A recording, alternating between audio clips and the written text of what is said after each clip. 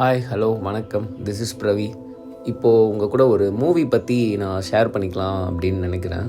Coming February 7th Interstellar movie rerelease பண்ணுறாங்க இந்தியாவில். அது ஸ்பேஸ் பிடிச்சவங்களுக்கும் சரி, பிடிக்காதவங்களுக்கும் சரி, சயின்ஸ் பிடிச்சவங்களுக்கும் சரி, பிடிக்காதவங்களுக்கும் சரி, அந்த மூவி கண்டிப்பாக ஒரு ட்ரீட்டாக இருக்கும்னு நான் நம்புகிறேன். ஒவ்வொரு சீன்லேயும் அவ்வளோ டீட்டெயிலிங் இருக்கும். அது டீட்டெயிலிங் தாண்டி ஒரு விஷுவல் ட்ரீட்டாக இருக்கும்னு நான் நினைக்கிறேன். ஏன்னா பிளாக் ஹோல் பற்றி நமக்கு என்னென்ன ஐடியா இல்லாத போது அதை பற்றி ஒரு சைமுலேஷனாக பண்ணியிருந்திருப்பாங்க. அதில் ட்ராவல் பண்ணுவாங்க. ஈவன் எல்லாமே ஒரு பார்க்குறதுக்கு ஒரு பிரமிப்பாக இருக்கும். இவன் என்னடா விஷுவல் ட்ரீட்டு அப்படி இப்படின்லாம் பில்டப் கொடுக்குறான்னு நீங்கள் நினைக்கலாம். பட் ஆனால் அதுதான் ட்ரூத்.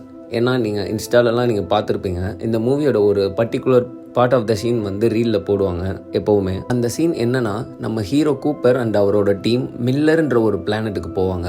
அந்த planet full of water, not even 1% land இருக்கவே இருக்காது. பிகாஸ் அந்த பிளானட்டில் டைம் டைலேஷன் ரொம்ப ஸ்லோவாக இருக்கும். எப்படின்னா, அந்த பிளானட்டில் 1 hour ஸ்பெண்ட் பண்ணால் எர்த்தில் இங்கே 7 years பாஸ்ட் ஆகிருக்கும். ஈவன் ஹீரோவோட பொண்ணு அவரை விட இங்கே ஏஜ்டு ஆகியிருப்பாங்க.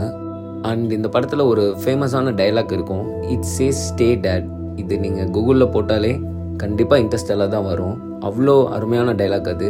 ஐ ஹோப் நீங்கள் இந்த படத்தை எல்லோரும் பார்ப்பீங்கன்னு நான் நம்புகிறேன். அண்ட் கண்டிப்பாக நீங்கள் தேட்டரில் பார்க்கணுன்னு அவசியம் இல்லை. பட் ஆனால் தேட்டரில் பார்த்தீங்கன்னா இது கண்டிப்பாக உங்களுக்கு ரொம்ப பிடிக்கிற, உங்களோட வாட்ச் லிஸ்ட்டில் கண்டிப்பாக அந்த படம் ஒரு படமாக இருக்கும்.